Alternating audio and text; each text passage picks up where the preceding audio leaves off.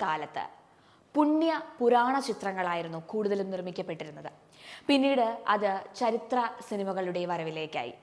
മലയാളത്തിലെ മൂന്നാമത്തെ സിനിമയായ മാർത്താണ്ഡവർമ്മ CV രാമൻ പിള്ളയുടെ ചരിത്ര നോവലിൽ നിന്നാണ് വെള്ളിത്തിരയിൽ എത്തിയത്.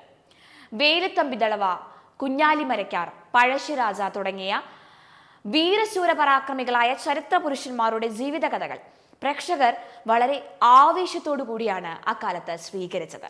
കുഞ്ചാക്കോ സംവിധാനം ചെയ്ത കൊട്ടാരക്കര ശ്രീധരൻ നായർ നായകനായി അഭിനയിച്ച പഴശ്ശിരാജ എന്ന ചിത്രം ഇന്ത്യൻ സ്വാതന്ത്ര്യ സമരത്തിന്റെ ഭാഗം ആണ് എന്നുകൂടി അടയാളപ്പെടുത്തേണ്ടിയിരിക്കുന്നു.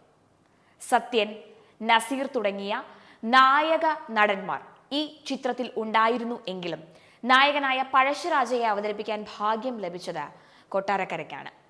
ഒരു ചരിത്ര പുരുഷന്റെ ഗാംഭീര്യവും ഇടിമുഴക്കം പോലുള്ള ശബ്ദവും വിസ്മയിപ്പിക്കുന്ന അഭിനയ പാടവവും കൈമുതലായുള്ള കൊട്ടാരക്കരയുടെ മുൻപിൽ മറ്റു നടന്മാർ നിഷ്പ്രഭരായി പോയിട്ടുള്ള ചരിത്രം വരെയുണ്ട്.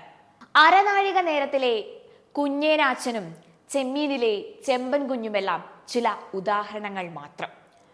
പഴശ്ശിരാജ എന്ന ചിത്രത്തിന് വേറെയും ചില പ്രത്യേകതകൾ ഉണ്ടായിരുന്നു. അക്കാലത്ത് മലയാളത്തിലെ മികച്ച സംഗീത സംവിധായകരുടെ എല്ലാം സഹായിയായി പ്രവർത്തിച്ചിരുന്നത് AR റഹ്മാന്റെ പിതാവ് RK ശേഖർ ആയിരുന്നു. അദ്ദേഹം സ്വതന്ത്ര സംഗീത സംവിധാനം നിർവഹിച്ച ആദ്യ മലയാള ചിത്രവും പഴശ്ശിരാജയായിരുന്നു. ചൊട്ട മുതൽ ചുടല വരെ ചുമടും താങ്ങി എന്ന സൂപ്പർ ഹിറ്റ് ഗാനത്തിലൂടെയാണ് 1964 വെള്ളിത്തിരയിലെത്തിയ പഴശ്ശിരാജ ഇന്നും ഓർമ്മിപ്പിക്കപ്പെടുന്നത്. മുത്തേ വാവാവോ, പാതിരാപ്പൂക്കൾ, വില്ലാളികളെ വളർത്തിയ നാട്, പഞ്ചവടിയിൽ പണ്ട്, അഞ്ചനക്കുന്നിൽ തിരിപെറുക്കാൻ, സായിപ്പേ സായിപ്പേ തുടങ്ങി ഒട്ടേറെ ഗാനങ്ങൾ ഈ ചിത്രത്തിലുണ്ടായിരുന്നു. 1964 ഓഗസ്റ്റ് 21 പുറത്തിറങ്ങിയ പഴശ്ശിരാജ എന്ന ചിത്രത്തിന്റെ 60ാം പിറന്നാൾ ദിനമാണ് ഈ കഴിഞ്ഞുപോയത്.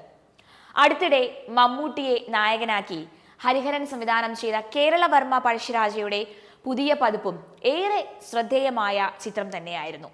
ഇത്തരം ചരിത്ര പുരുഷന്മാരുടെ വീരഗാഥകൾ ഇനിയും മലയാള സിനിമയ്ക്ക് വിഷയമാകട്ടെ എന്ന് ആഗ്രഹിക്കുകയാണ്.